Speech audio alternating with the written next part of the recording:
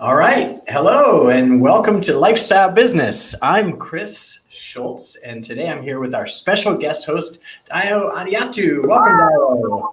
Welcome to me. Thank you, guys. I'm usually watching from the background, so I know. You're on the screen. So great to have Dayo here. We're going to get into a little more about Dayo here in a minute, but as we mentioned last week, today is Anne's birthday. So maybe, perhaps, Anne is a member of our audience today, perhaps not. But she is off enjoying a birthday lunch with the girls. And I'm so happy to have Dayo here with me, as well as today's guest, Chinedu Echeruo. We'll be bringing him in a few minutes. He is a lifelong entrepreneur with a greatest hits list that includes his pioneering travel app, Hopstop, acquired by Apple in 2013, and Tripology, currently owned by USA Today. As the co-founder of the VC firm Love and Magic Company, Chinedu is on a mission to co-build beloved companies with innovative partners. So we're excited to speak with him in a few minutes here. But Dayo, let's get started with you. Let me introduce you as the heart and soul and backbone of the Launchpad operation. Let me also let you introduce yourself. Hey, well, lots of stuff to say, not all of it appropriate, but I'm Dayo Adiatu. I am the VP of Operations here at Launchpad. So I manage all of our locations across the country. So excited to be here. You know, I love to read, love to chat, love to talk, and I love to get stuff done. So if you're looking for someone like that, then you'd love to follow me online. So follow me on Instagram at the 6 of 7. There you go, at the 6 of 7. Ariel, our producer, can put that up in banners so you know exactly where to follow Dayo. Dayo, fun fact, you and I are both Nigerian. True story. This is actually a true story. So this is going to be an all Nigerian crew today, actually. I didn't even think about that.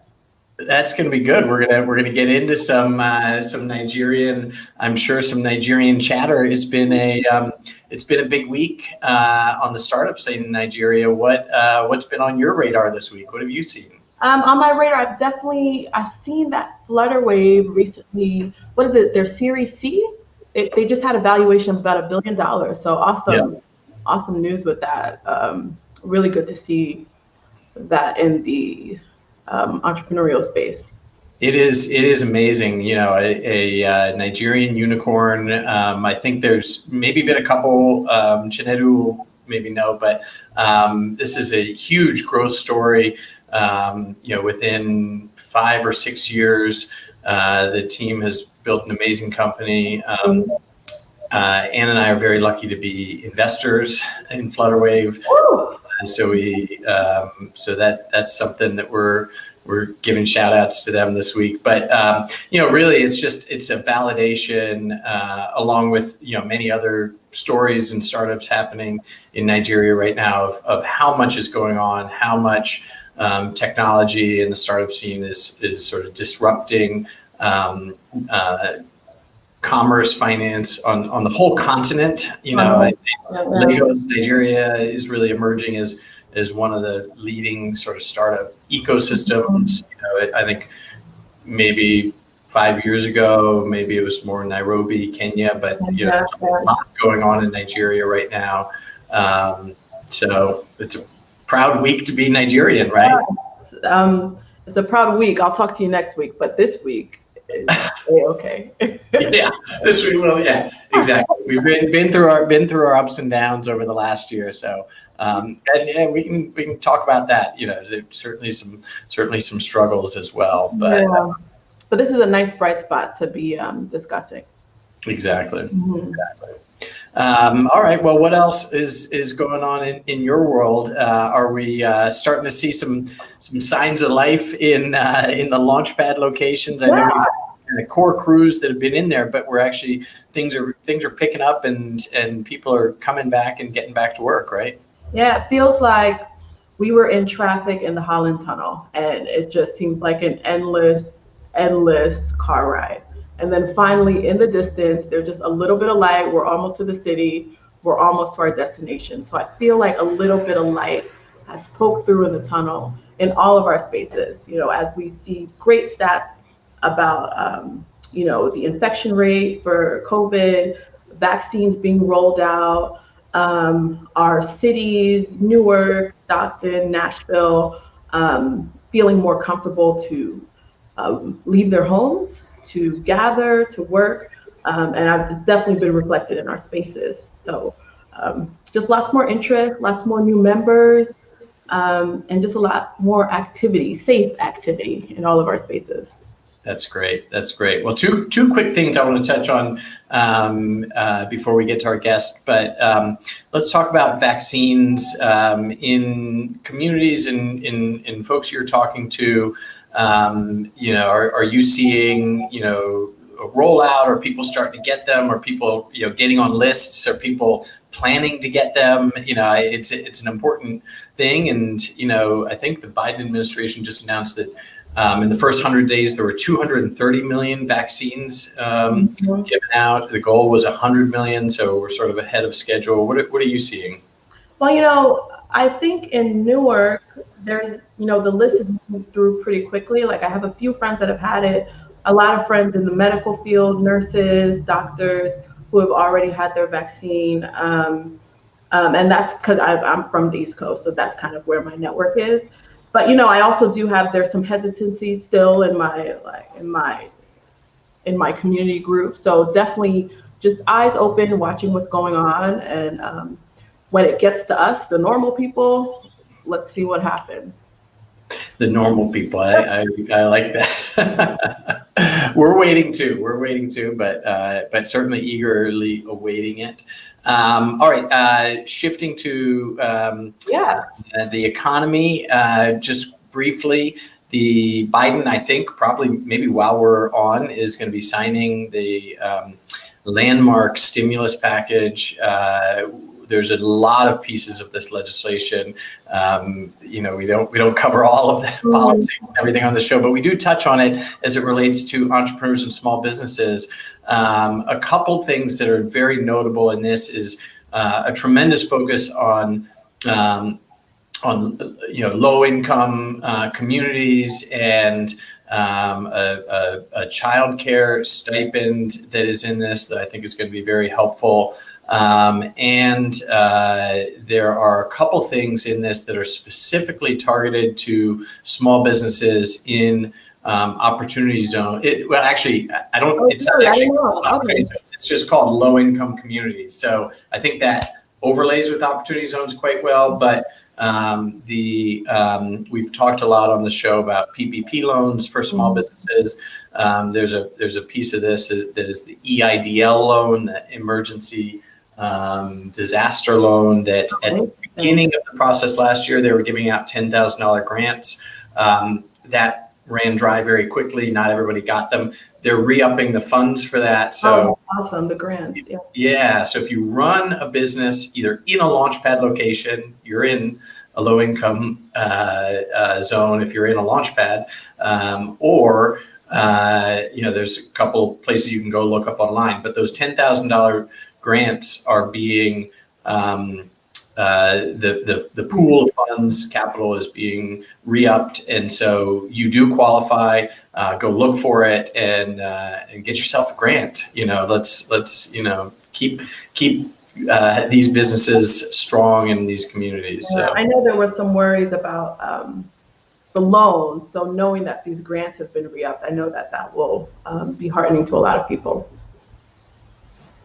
Yep. Okay, good. And we'll obviously include stuff like that in our newsletters and in the notes on the show. But all right, Dio, you ready to get going with the show and bring in our guest? So excited to bring in Chinedu. So let me do a nice little intro for gentlemen. So named to the Forbes top 10 most powerful people in Africa, honored as Black Enterprise Magazine's Small Business Innovator of the Year, and listed in the magazine Top 40 Under 40, Chinedu is a serial entrepreneur with a Midas touch. With multiple acquisitions under his belt, he's here today to share his epic entrepreneurial journey, as well as the inclusive strategy behind his VC firm, the Love and Magic Company. Welcome, Chinedu. Wow, thank you, Dio. You liked it? You liked it? That's like a VIP introduction. Thank you. I Thank you. tried, only for you. Thank you. Thank you. Thank you. Nice to meet you, Chris. Very, very nice to meet you, Chinedu. And are you in the New York area right now? Is that where we're? Yes, I am. Yes, I am. So, okay. What part of the world are you in? I am in Sonoma County, so I'm West Coast, and Dio's in Houston, so you're Gulf Coast. So we got all three coasts covered today. Yes, indeed. Nice to meet you. Let's start with our common thread. So are we right to you are Nigerian or of Nigerian background as well? Yes. I'm Nigerian. I grew up in a well, I didn't grow up in a village, but my parents are from a village in the eastern part of Nigeria. Then I went to the oldest school, high school in Nigeria called King's College. Dayo, I'm sure you know King's College. Very highbrow, Chris. Very highbrow. All right. Then I ended up moving to the US when I was 16 with my parents. So I'm in Nigeria and I grew up in Nigeria, but obviously I still go back and forth and still do some business in Nigeria. Okay, good. And Dio does as well. Dio, you can chat about that. I'll give you a little context. For me, I was born in Nigeria. My parents were in the Peace Corps. I was born in Zaria, Nigeria. Grew up in Nigeria. And I always had a dream of going back to Nigeria, and never made it back until about 5 years ago. I received an invite to come visit a startup founder. Took him up on it, and then spent another three or four trips over the last 5 years into Lagos and getting to know the Nigerian ecosystem, and it's just been a joy to be a part of that. So reconnecting with my Nigerian heritage. That's wonderful. Your birthplace has lots of abundance waiting for you, so you should go back and get some more. You know. Absolutely. Yeah. Well, let's talk a little bit about your journey. You are now running a VC firm, but you've built a couple successful companies. And am I correct? Are they both sort of travel related? Sure. Yeah. Tell us a little bit about your journey.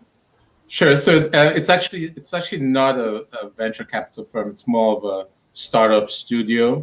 Okay. So where we will help businesses or startups and leaders turn their concepts into traction, so to speak. So what led me to that, though, was my desire to want to figure out, okay, so how do you bring abundance? Like, why are we like hustling and struggling in the world? Why are all of us trying to, like bring abundance, wealth, but there's also, just happiness, right? So that mystery of like, how do you bring that to more people and make it easier to do? That just seems to be the puzzle. If we could solve that, then we could unlock significant value in the world. So that just seems to me the number one question of human organization. So what we did with the Love and Magic company was say, well, okay, how can we build a system that can do that can turn an idea or creativity or imagination into abundance, into a system that creates wealth? And that's really that was the birthplace for Love and Magic company to help entrepreneurs and organizations do that, do that well over time.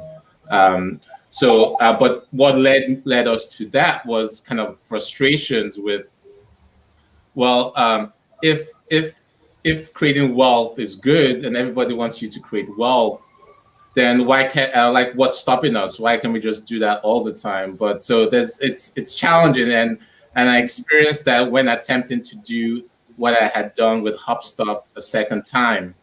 is you find that it's complex, it's hard, it's like herding cats. Daunting, yeah, daunting, It's yeah. like you have to think strategy, you need to think fundraising, you need to think employees, you need to think products, you need to think all kinds of things. So in a way, the idea is like by going through those challenges ourselves, we said, okay, look, there has to be a better way than just going and doing agile, right? There has to be a better structure than just taking what Eric Ries has done and what Steve Blank has done and what some of the templates from Y Combinator. There has to be a more robust system for creation, and that's what we set about to do. So I'll stop there. But and again, so that came from the experience doing HopStop, which was a point-to-point navigation app that gave you subway and bus and walking directions from point A to point B. And when we started the company, I was in New York. We had MapQuest at that time. And in Nigeria, I was always getting lost. Even in our own house. And it wasn't because like we were lived in this big mansion. It's just like I was always like spatially challenged. I was always, even out in our It's a personal thing. It's a personal thing to do. It's a personal. It's a personal challenge. Right? So you can imagine how I felt when I came to New York, right, to work on Wall Street, and I encountered the New York City subway system. It was like the worst kind of shock of complexity. So I went into the subway station, grabbed the subway map, and said, "Okay, I'm going to figure out how to turn this tame this complexity." So I used an app called Elance. It's now called Upwork. So I found this developer in Siberia, Russia, literally Siberia, Russia, right? So I said, I had to figure out, well, okay, I knew MapQuest existed, so I knew you could do driving directions. So if you can do driving directions, then why can't you do subway directions? So I started researching different types of algorithms. Then I found Dextra's algorithm. Then I sent to the developer in Russia. I'm like, okay, look, I'm trying to figure if you had a matrix that looked like this, could you do a shortest path algorithm? Anyway, but he was a genius. He solved it. Then him and I, his name is Alex. Him and I, just by emailing and WhatsApping with each other, never met, never talked once on the phone. We built HopStop over a 4-year period. So it was like so Nigerian in New York finds a developer in Russia, right? And him and I. So when he finally joined HopStop 4 years later, he walks into the HopStop office, right? And he has a motherboard, and on that motherboard was HopStop.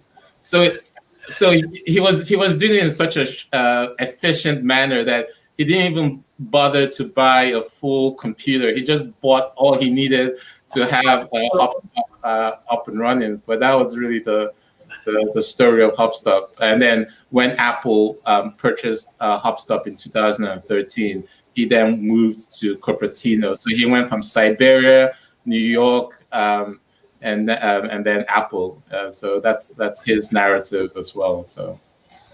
What an amazing journey. And again, another parallel. I built my first company with developers in Russia as well, in a city called Kazan, and continue to work with them to this day. So, that actually brings up an interesting point.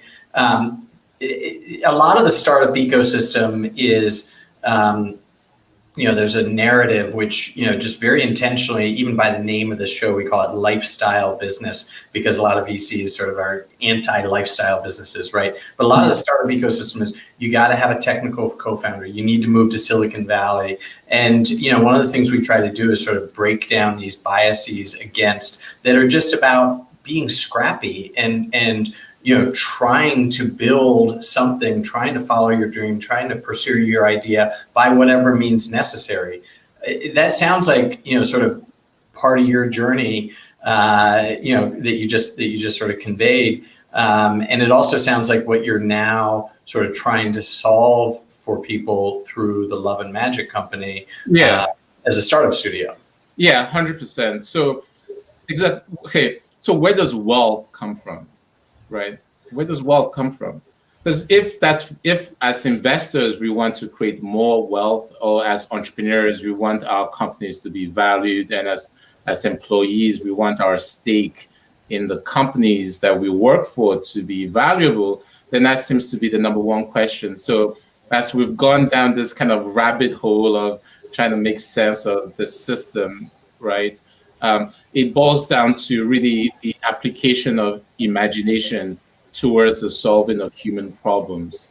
That's so I think that's what that system is a system that creates wealth. So I think with that kind of aperture, I think as an entrepreneur, you now start saying, look, you can create wealth by being able to solve problems, right? So you'll have this kind of range. So if you want to create wealth, find a complex problem that people are struggling with, then use your imagination to figure out guesses as to how to make that problem go away. And that's a capacity that we all have as human beings, right? It's this imaginative capacity. So you may not necessarily have to be in Silicon Valley, but even in whatever country you are, you have the capacity to go on a website and co-create something and solve a problem with millions of people who are all over the world, right? Who can help you to solve that problem, like I did with Alex and Subway Directions. Obviously, there are some advantages to being in Silicon Valley, but I don't think those advantages can triumph over human imaginative capacity, right? You can solve whatever those problems are if you have the right creativity, and if you have also the right co-creators and people to work with.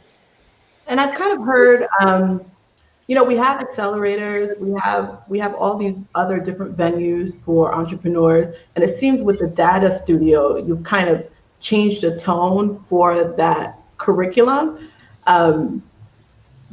Especially like in the language that you use to describe the Love and Magic Company, calling it the Love and Magic Company, calling yourself magicians, kind of like, where did this come from? Where did this kind of evolution come from of like, okay, this is not an accelerator, this is something else.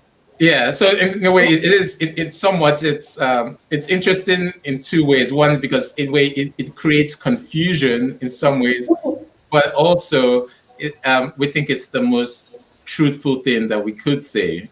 So on one hand, if you extend this idea of cooperation and teamwork, right, to the nth degree, to the infinite level of coordination, that in my mind is what I think what love is, this idea of oneness, collective action, moving together, right? So in a very practical way, all the companies that organize themselves win. Soccer teams or basketball teams that are organized, right, themselves win. So in a very practical way, love is the coordinative system. If we can all move together as one, we could coordinate ourselves in a very practical way. Okay, but when you say love, people think you're talking about romantic relationships, right? So what we've started saying is think of it as your beloved customers, right? So if you can think of your customer and have true empathy for them, and thinking, what are they struggling with? What are their complex problems? What are those things they go to bed with, feeling like feeling that heavy weight in? And if you had that enough empathy, you could design a product that will cater to that pain, and that customer would pay for your service. You would have a flattening retention curve with your customer. They would tell their friends. You'll have that viral loop. So everyone wins if this mindset.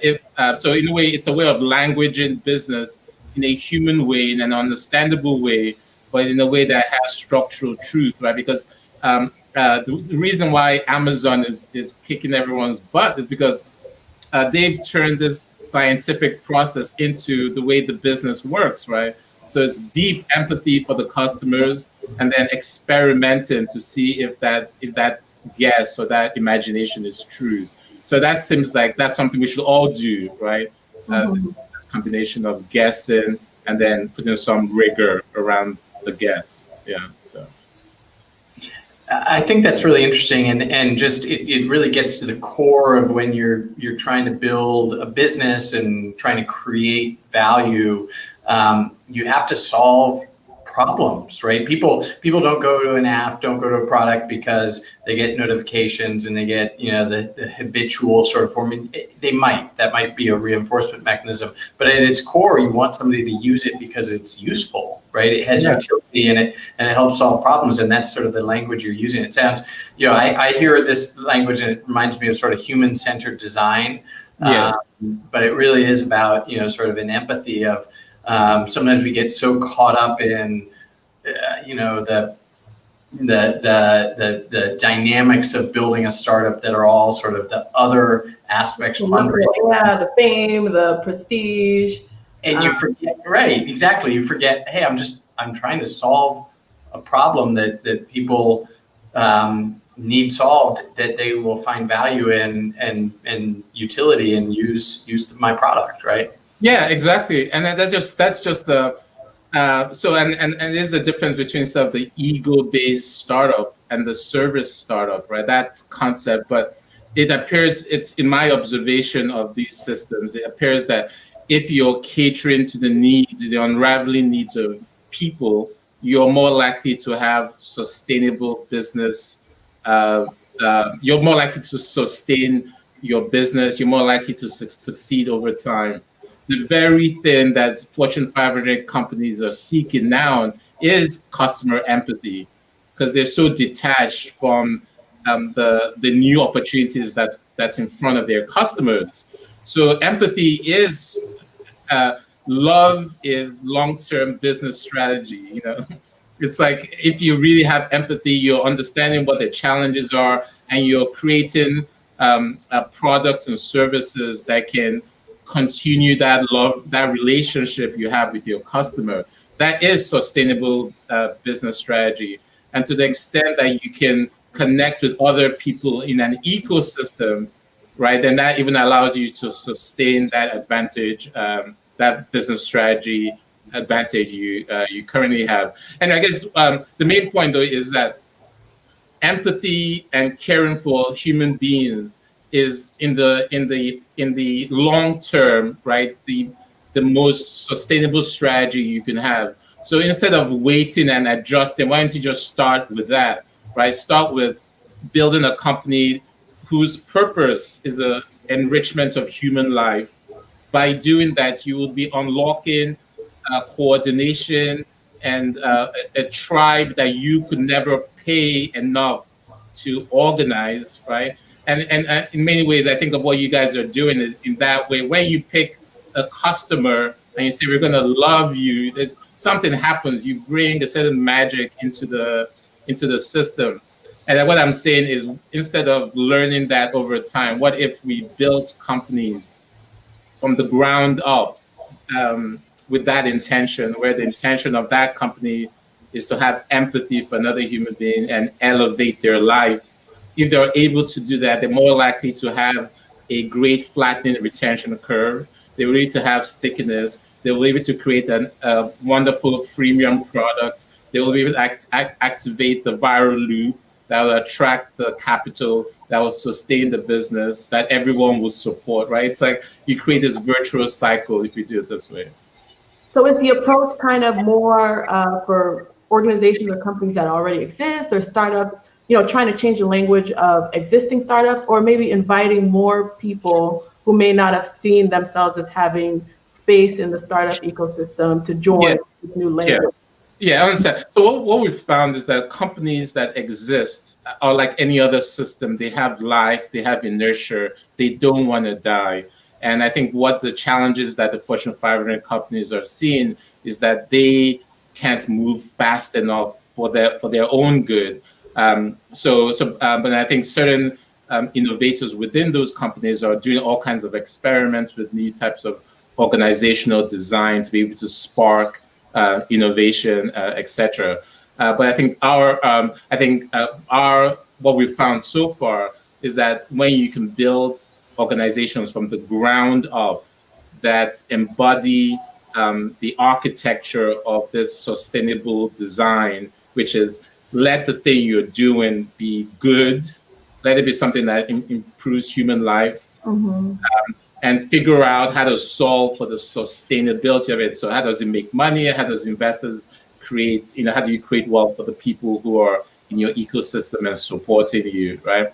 And if you can design the ways those teams could work well together, then that seems like a better system from the ground up, as opposed to what we have now, which is go read Eric Ries's book and have some scrums, right? I think there has to be better structure to that, and that's kind of the goal of it.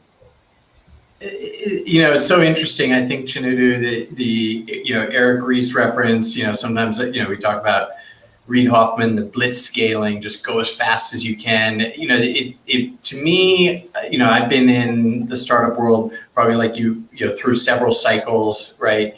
And the last cycle, there was the rise of some great companies, but maybe they lost a little bit in terms of the sort of the fundamental goodness, the abundance, the love.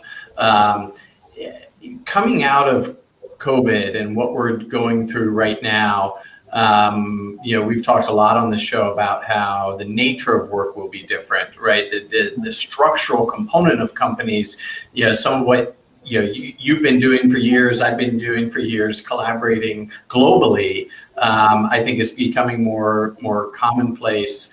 But do you think that there is more sort of demand or just we're ready for a little more of an empathetic viewpoint, as there's a lot of people who are struggling and continue to struggle coming out of this, a lot of people who need help, which, from an entrepreneurial standpoint, creates a lot of opportunity, a lot of problems to be solved. Do you think we're at the beginning of a different cycle now? Yes, but I don't think the nature of human beings are. I think there's something about, at least my own observations. I think the human beings are a certain way, and I think what's really happening is that people are finding ways to express how they are, and I think the most fundamental of those technologies is, in my view, is going to be blockchain.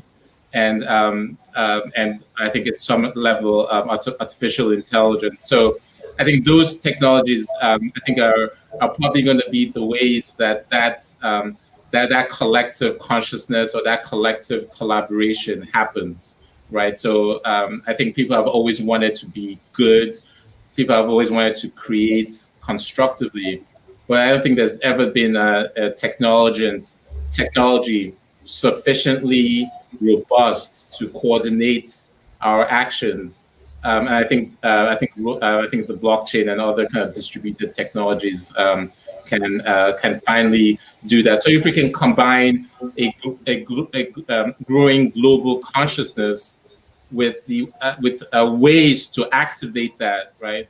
And in many ways, that's what our intention is with the beloved organization. If we can create a way for human beings to coordinate themselves in a constructive manner, in a way that would make somebody else's story come true, and we can figure out the messiness of human team orchestration, the symphony of our actions, and we can build systems of information flow between those parties, then we would have created the ultimate game. So a game where you play, you're bringing abundance, you're creating wealth for yourself, everyone loves you. It's like a big dance, It's like we've all won. But I think what my observation is that there isn't really a good system of human organization. Every entrepreneur has to start from scratch. Okay, I have to build relationship with investors. I need to figure out what a product development process looks like.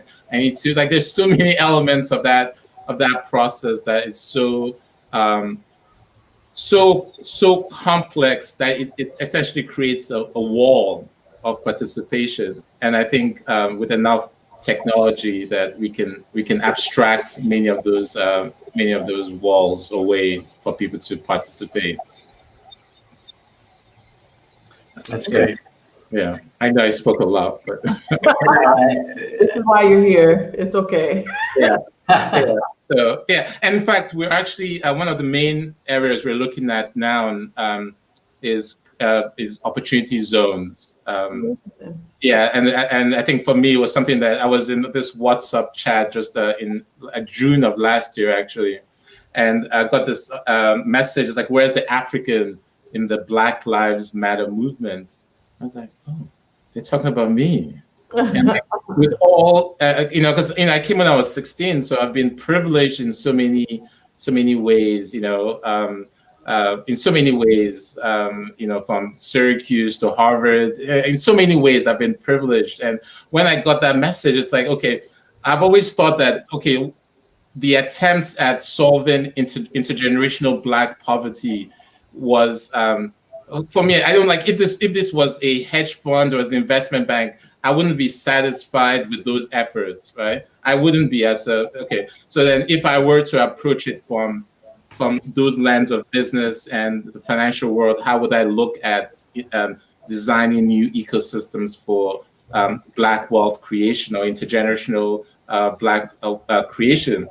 And so that's when I came up with when I saw the opportunity zone, and I was like, wow, not enough people are talking about this law. It's such a wonderful gift that the politicians have been able to insert into the economy, So they've created this nice, wonderful piece of economic design that I think it's part of our jobs as people who operate on the real economy side, is to figure out how can we funnel the kind of capital that can catalyze economic activity in many of these distressed and dislocated communities. So and how can we shine a light on, you mentioned imagination, shine a light on these imaginative, our community that have these ideas, that have problems that maybe a lot of people don't know about, and have solutions to solve their problems as well. Yeah, 100%.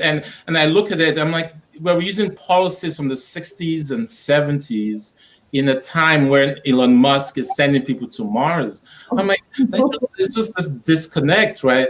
And so I think what we need is like an ecosystem approach, right? And really take the best of what of complexity science, which is, I think, a science of dynamical systems and positive and feedback loops, and reframe this age-old question of economic participation.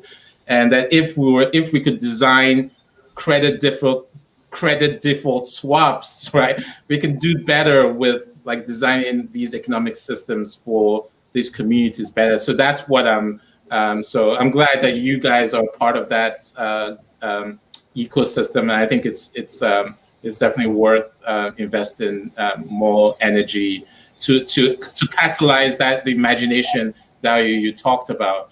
There's human beings have so much capacity, right? But the walls, like imagine if you're an 18-year-old kid in Detroit, and for whatever reason you made X number of choices and you're there, like how practically, from an empathy perspective, like what are your true options, right? Mm-hmm. So I think when you stop on that level, you realize that we really haven't had that empathy for the design of these new ecosystems, that kid or that young person has so much capacity, imaginative capacity, which is the source of wealth creation, right? It's not just, and when the robots come in, and when the AI agents take over, we realize that really the uniqueness of human beings, the thing that AI agents are looking for is human creativity, right? That's what at the end of the day would be most scarce in the world, right? And human beings have that as a matter of just being born, Agreed. Yeah. Yeah, I think that's so interesting. We, as you may know, we've been very active in the Opportunity Zone world and legislation and big advocates for it. And I think if Anne were here, my co-host and wife and the CEO of Launchpad, Anne, who's very, very active in the Opportunity Zone world, I think she'd want to get you involved as well from a design thinking standpoint, because I think our take on it at this point is it's a great sort of template and foundation, but it's really just the foundation of the house, the building that needs to be built. The overlay on these communities has identified communities that have been historically, very intentionally disadvantaged, right? Through redlining, through generations, dating back to slavery, through generations of, being intentionally disadvantaged. So here comes a legislation that's actually, let's try to advantage you. We need to continue to build on that, iterate on it. It's working very well from a real estate standpoint right now.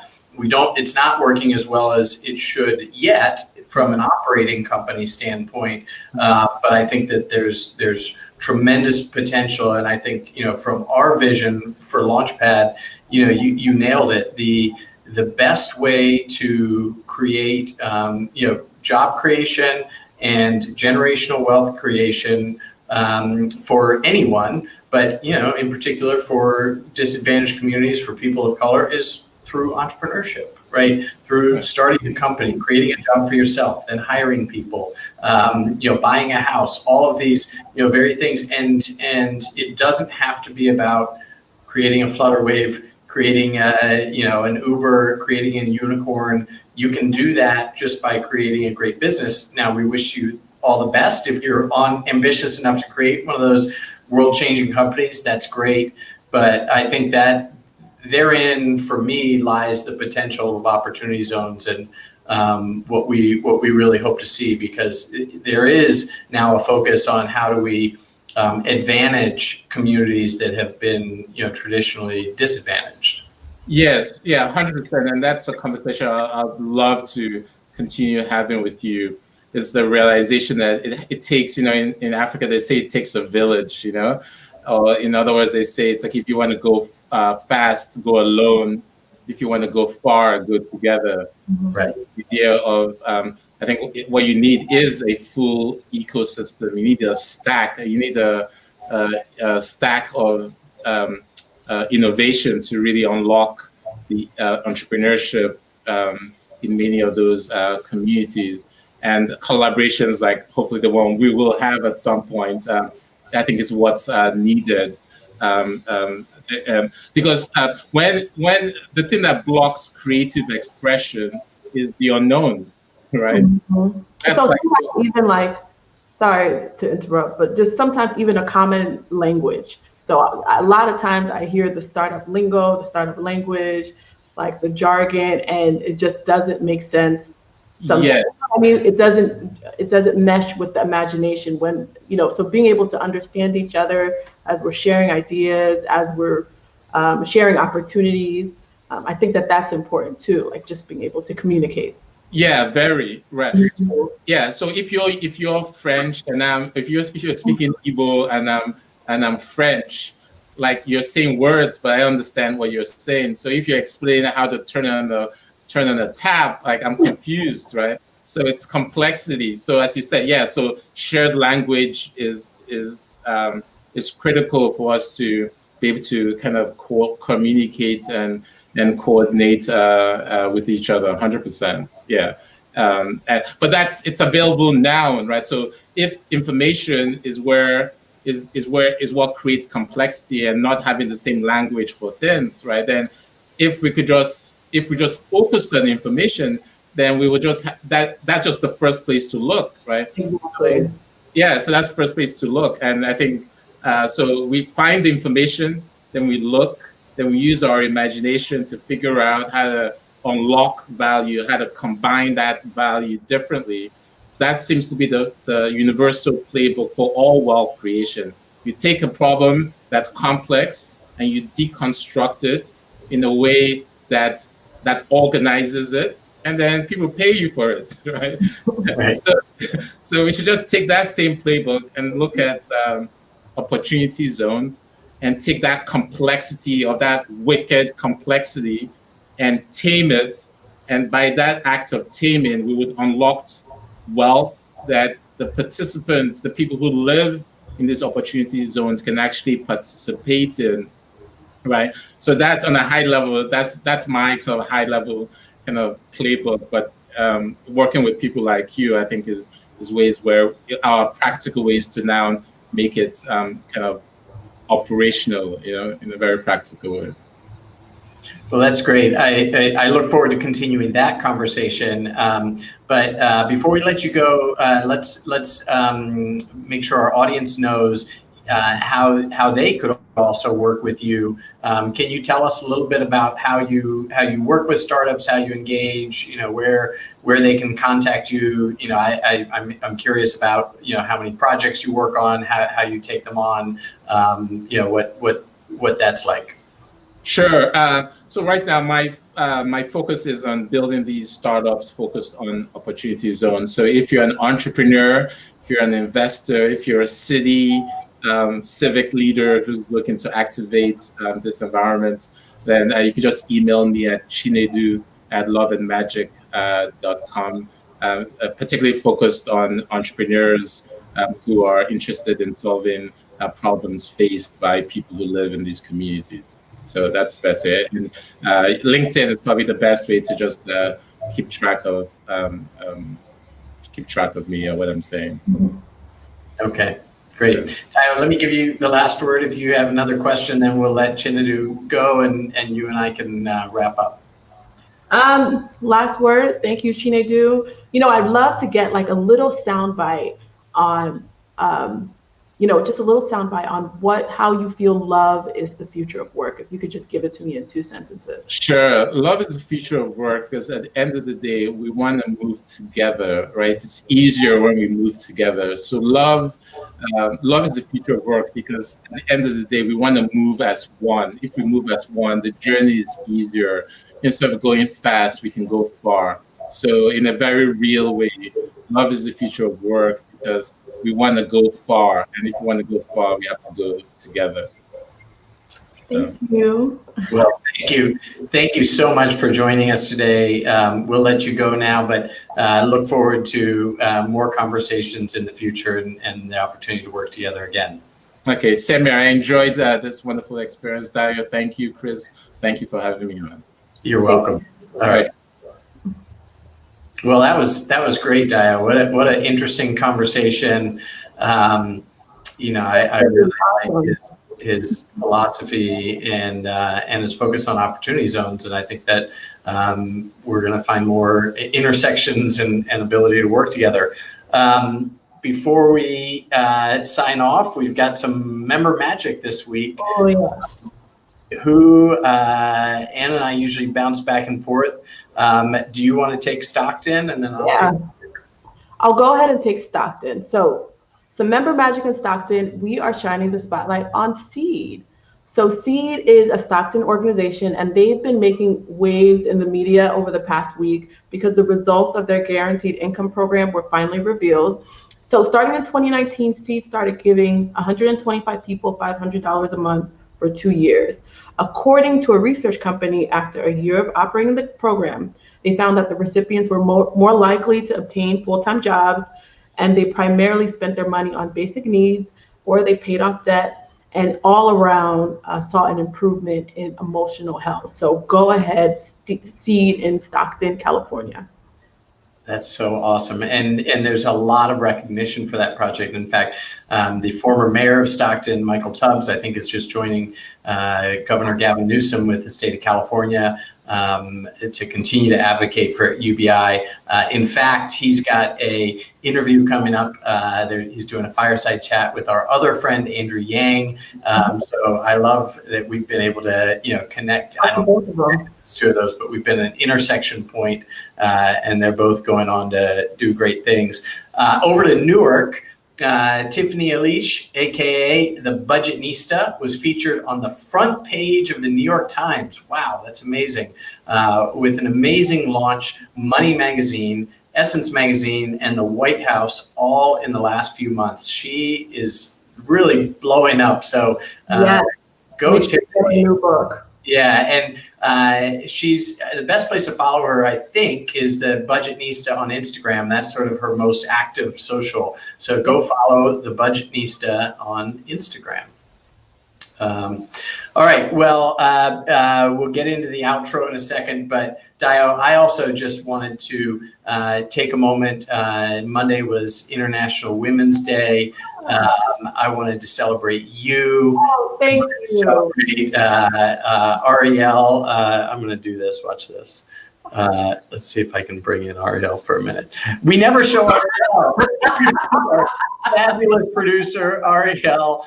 And Anne, our CEO, perhaps she's watching. I don't know if she's watching right now. But Launchpad is an organization run by amazing women. So I wanted to make sure you guys all are recognized for that this week. And we're so grateful for you.